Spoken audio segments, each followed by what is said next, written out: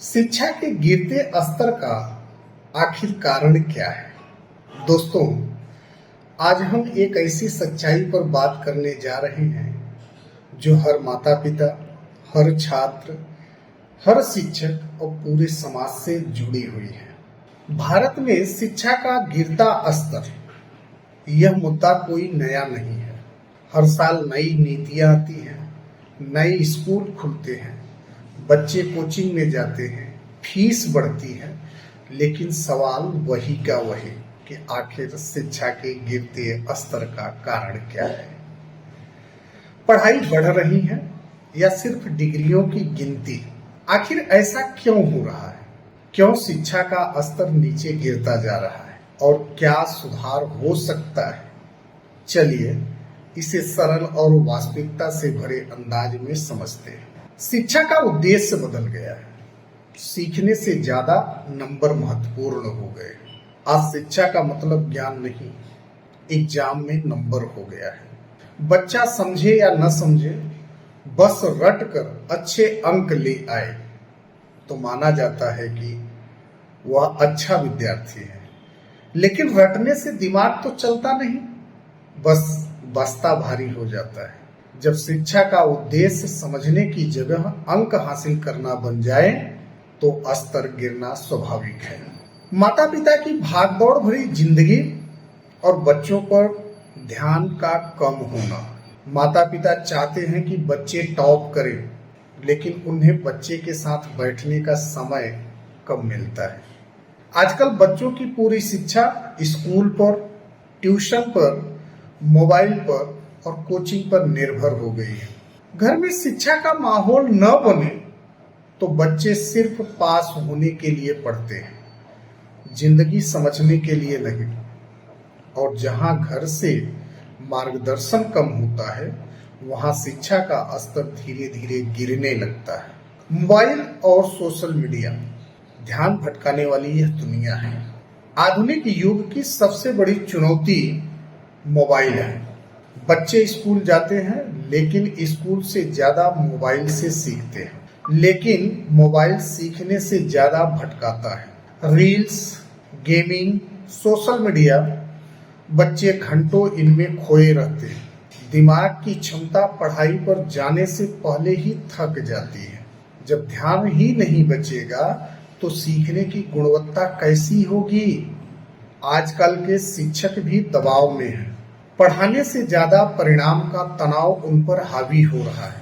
यह सच्चाई है कि आज शिक्षक भी भारी दबाव में काम कर रहे हैं।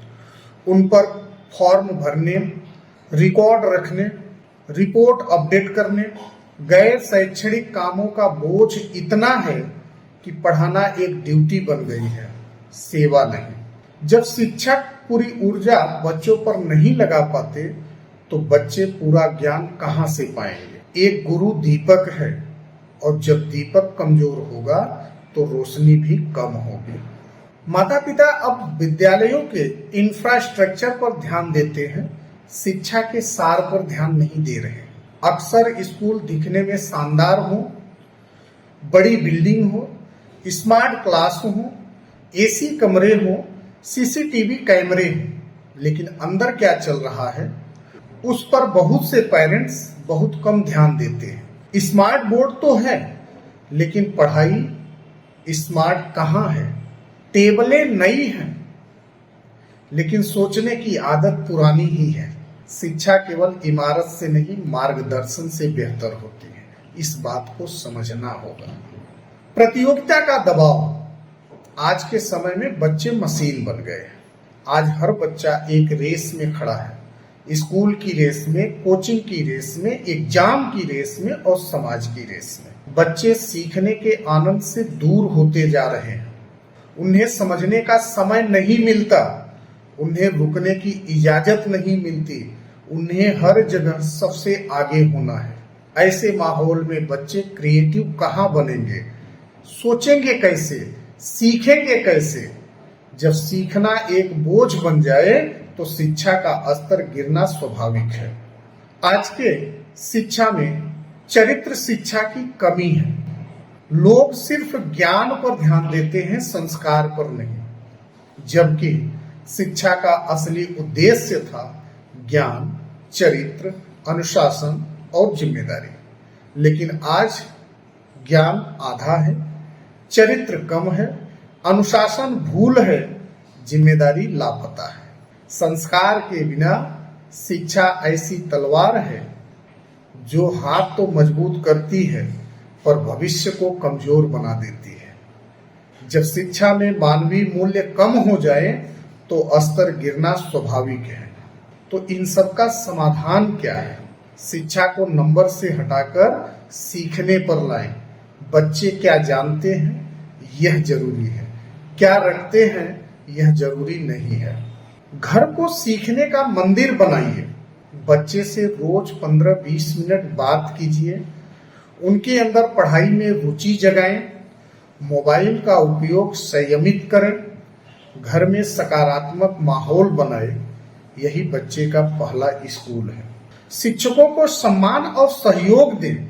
जब समाज शिक्षक को सम्मान देगा तभी शिक्षक अपनी रोशनी पूरी ताकत से फैला पाएगा। शिक्षा में संस्कार जोड़ें, बच्चों को सिखाएं अनुशासन क्या है, समय का महत्व क्या होता है, ईमानदारी हमारे चरित्र का निर्माण कैसे करती है, हमारी मेहनत हमारे भविष्य को कैसे उज्जवल बनाती है, और अंत में एक छात्र की जिम्मेदारी क्या होती है। ये गुण किसी भी डिग्री से बड़े हैं। मोबाइल के उपयोग को सीमित किया जाए और पढ़ाई में प्रमुखता दें, इस बात का विशेष ख्याल रखें। सीखने का माहौल बनाएं, दबाव नहीं। बच्चे पर बोझ बढ़ाएं नहीं, बल्कि उनकी क्षमता को पहचानें और उसी क्षमता के अनुसार उन्हें जिम्मेदारियां सौंपें। अंत में एक संदेश रहेगा कि शिक्षा का स्तर इसलिए नहीं गिर रहा क्योंकि बच्चे कमजोर हैं, बल्कि इसलिए गिर रहा है क्योंकि हम सब माता पिता, शिक्षक और समाज उनके मार्गदर्शक कमजोर होते जा रहे हैं। यदि हम सब मिलकर शिक्षा को फिर से सामान्य मूल्य, अनुशासन और संस्कारों से जोड़ दें तो शिक्षा का स्तर आज नहीं तो कल निश्चित रूप से उठेगा। क्योंकि याद रखिए, शिक्षा मजबूत हो जाए तो समाज मजबूत हो जाता है, और समाज मजबूत हो जाए तो देश आगे बढ़ जाता है। दोस्तों, शिक्षा के इस गिरते स्तर पर हमने अपनी बातें, अपने विचार आप लोगों के सामने रखे। हमारे ये विचार से आप कितने संतुष्ट हैं कमेंट करके बताएं, और शिक्षा के गिरते स्तर के और भी कारण आप लोग हमें बता सकते हैं तो जरूर कमेंट कीजिएगा। मिलते हैं एक अन्य वीडियो में, तब तक के लिए जय हिंद, जय भारत।